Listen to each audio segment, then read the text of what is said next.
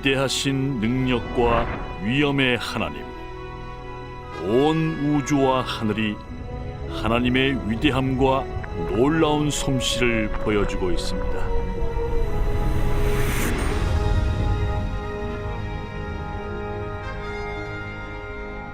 날은 날에게, 밤은 밤에게 하나님을 증거하고 있습니다. 하늘을 창조하신 하나님이 땅도 지으셨고 땅의 흙으로 인간을 만드셔서 그 코에 생기를 불어넣으셨습니다.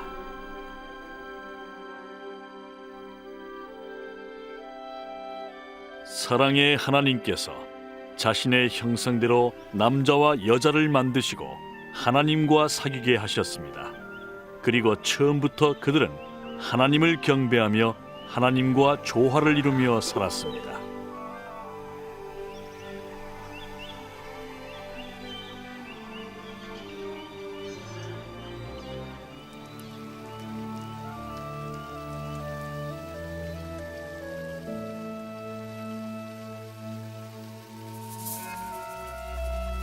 어느 날 사탄이 유혹하여 하나님이 금하신 열매를 여자가 먹고 남자에게 주어 하나님과의 사귐은 깨어지고 말았습니다. 이것으로 인류는 하나님을 거역하고 자기 자신의 길로 갔습니다.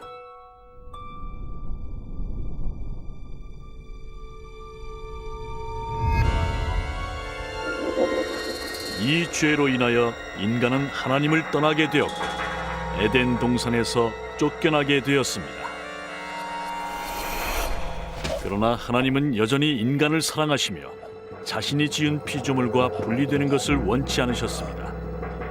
그렇지만 죄에 빠진 인간을 심판하지 않는다면 하나님을 어떻게 거룩하고 공의롭다고 할 수 있습니까?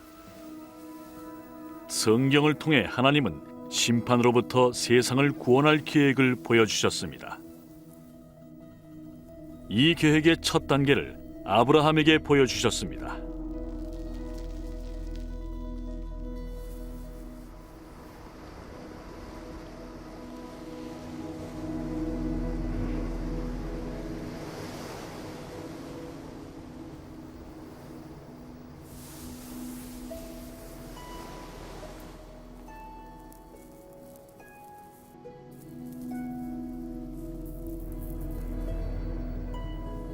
아브라함은 의로운 사람이어서 하나님께서 그를 축복하시고 그의 후손들은 바다의 모래와 하늘의 별처럼 많아지리라 약속하셨습니다.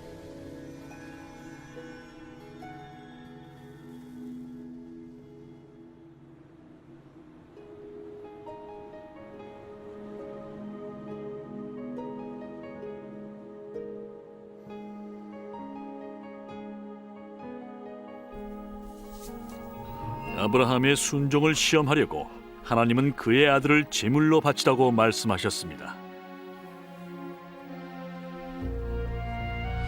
아브라함은 하나님을 믿었고 하나님께 순종했습니다.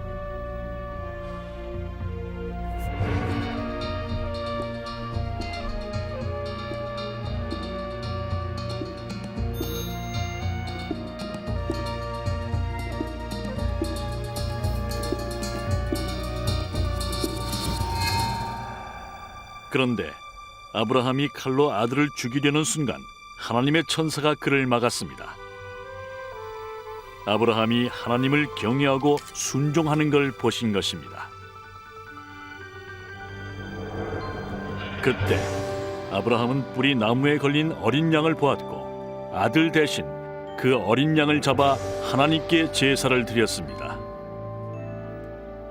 이 사건을 통해 하나님은 인류의 죄를 용서하기 위한 마지막 희생 제물을 준비하기까지 임시로 양이나 다른 동물이 죽어야만 죄가 용서될 수 있다는 것을 아브라함에게 알려주셨습니다. 죄로 인해 인간은 하나님과 멀어지게 됐지만 희생 제사는 그 관계를 다시 회복시켜 주었습니다. 성경은 모든 인간을 대신해 한 사람으로 마지막 희생 제물이 되실 것이라 말하고 있습니다. 어린 양이 아브라함의 아들을 대신했듯이 오실 분도 인간의 죄를 대신함으로 인간은 용서받게 될 것입니다. 사람들은 이분을 메시아라고 불렀는데 메시아는 단번에 이 세상과 하나님을 화목하게 하실 분이라는 뜻입니다.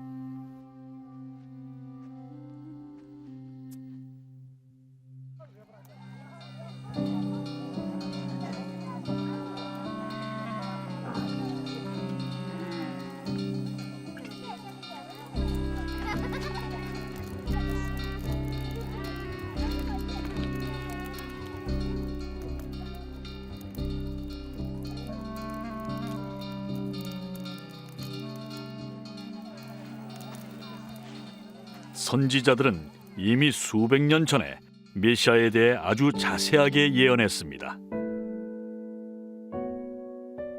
선지자 이사야는 그가 기적적으로 탄생할 것을 예언했습니다. 처녀가 잉태하여 아들을 낳을 것이니 영적으로 하나님의 아들이라 불릴 것이라는 예언이었습니다. 선지자 미가는 메시아가 베들레헴에서 태어날 것을 예언했습니다.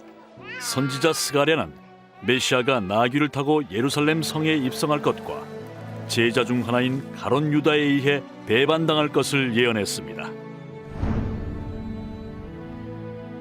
선지자 이사야는 메시아가 오셔서 하실 일을 예언했습니다.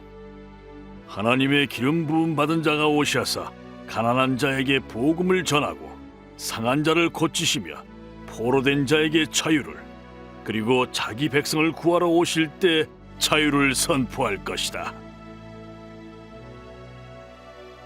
그러면 메시아는 누구신가? 1세기 예수라는 선지자가 있었습니다. 어떤 사람들은 선지자들이 예언한 그 사람이라고 생각했습니다. 정말 그럴까? 과연 그에 대해 예언되었던 모든 것이 그대로 성취되었을까? 과연 예수는 선지자 그 이상이었을까? 다음 이야기는 성경에 기록된 것으로 그분을 목격했던 사람들의 증언에 기초한 이야기입니다. 이 세상 그 어떤 배우도 예수님의 역할을 할 수 없지만 한 배우가 예수님 역할을 했습니다. 그것은 우리가 예수님의 생애를 잘 이해하고 유익을 얻기 위해서입니다.